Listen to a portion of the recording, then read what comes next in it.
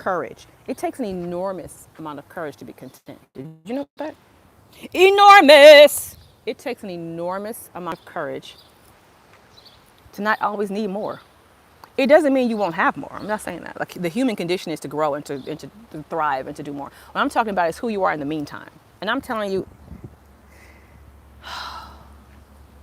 it takes courage not to be on that I need energy. It takes courage to be like, I just will be happy until, I'm not going to be happy until, I can't wait until. It takes courage not to be on that wheel because everybody's on that wheel. Everybody's on that. How can I get my man? How can I get my kids? How can I get the next thing? I want a new Birkin bag. I want to go traveling. I want whatever we see out there now with this internet. Whatever we see out there is keeping us from contentment. And this is why you have to be courageous so that you can be content. One is because you're going to not be thinking and talking like everybody else. And that's isolating sometimes. Sometimes it's like, dang. But everybody else is complaining. Why can't I complain? This is why you can't complain. This is why you have to be grateful until. Like not, I'm going to keep working and I won't be happy until. No, be grateful until. How do you do both? How do I be grateful where I'm at until the next thing? And this is the reason why you have to do that. Because nobody likes a complainer. Oh my gosh, you don't like a complainer? The Lord, he loves us, but he doesn't like when we complain. Whoever y'all think y'all talking to, the universe, they don't like the complaining. Even the other gurus who aren't faith-filled will say, you can't complain, you got to be grateful. That's because God knows if you keep asking for more and you're never happy with what you have, you'll never be happy with what I give you. So even if I gave you the more, you won't be happy with that then. So why am I going to keep doing this with you? That's why. Don't you hate it? Think about when you just took care of somebody and they start complaining. You're like, what? Don't you start shutting down shop, drying it up like, oh no, I'm not going to do this with you.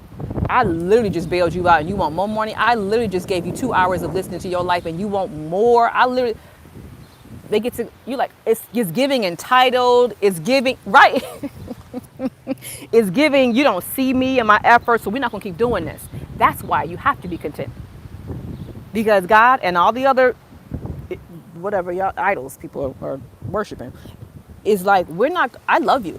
I'm going to give you the sun. It's almost as if it's come with being on my planet. I'm going to give you water, I'm going to give you food, I'm going to give you oxygen, I'm going to give you some of your health. I'm going to give it to you just because you are my planet.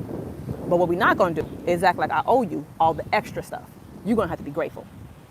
Contentment comes from courage because everybody, it feels like, is complaining. As soon as you get the car, you want the right? The little bitty things that come with the car. As soon as you get the man, you want him to act a certain way. As soon as you get the promotion, you want not just the title and the salary, but you want the exposure and the status. Like, it's like, when can you be like, whew, I'm good. In between. Stuff is still going to grow. You're still going to be fabulous. You're still going to get more likes and more whatever followers and more. But who are you going to be in the meantime? Are you watching your heart? Right? Like these plants are going to grow, but is it not cilantro in the meantime because it's not a big old bushel of it? This sage, all this it's going to grow. But is it not what it is in the meantime? Can it be good where it's at while it's growing? Yes or yes? Does it make sense? Courage. Resist. Say, Lord, help me to see what I already have. Lord, help me to see what you've already given me. Help me to see that I have freedom. I have the ability to pray whenever I want. I have friends that I can choose. I have wisdom more than I had in my last decade. Like, there's so much to be grateful for. Practice it. Because, not just because somebody told you to practice it, but because you can't get more, not from nobody who's, people who know who they are, and God knows who he is. He's like, I'm fabulous, whether you are grateful or not. People who know who they are, they don't get bullied and manipulated into doing more. They just leave you alone. Isn't that true? For everybody out there who's like, look, I already know I'm a generous, loving person, but you're not going to do is guilt trip me into giving you more than I've already given you. I give it out of the abundance and the fullness of my heart, not because I feel guilt and shame, not because you're upset and you feel like you deserve more from me. That is the energy of why we're not being content. We feel like we deserve more than we should. And God's like, girl, everything on this thing is extra. I own everybody, including you. I own everything. I own the planet. I own everything. So all of it is extra. You own nothing. The skin on your back, Amanda, you're going to go into the ground and you're going to give it back to me. It's all mine. It's all mine. You think some of this is yours. None of it is yours. All of it is mine. As soon as that clicks, you go, God, thank you.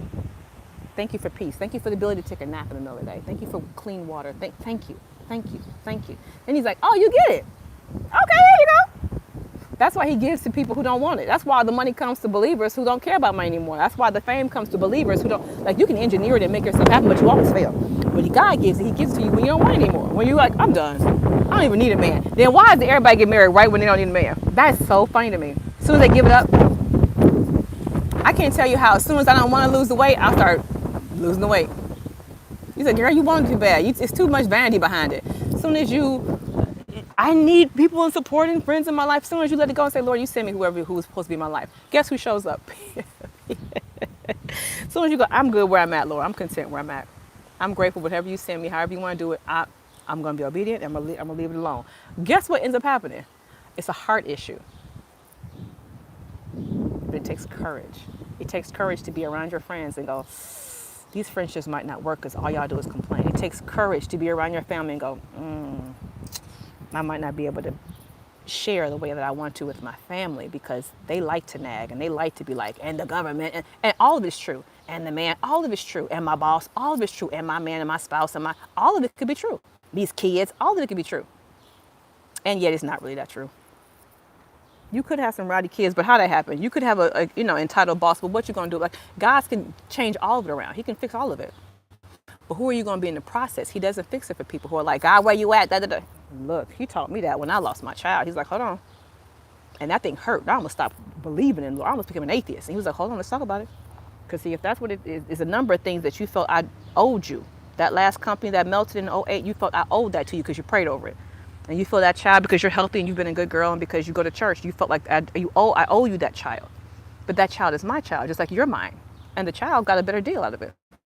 Child's in heaven, but you don't understand this concept because you think that child is your child. The kids you have are not yours. They're mine.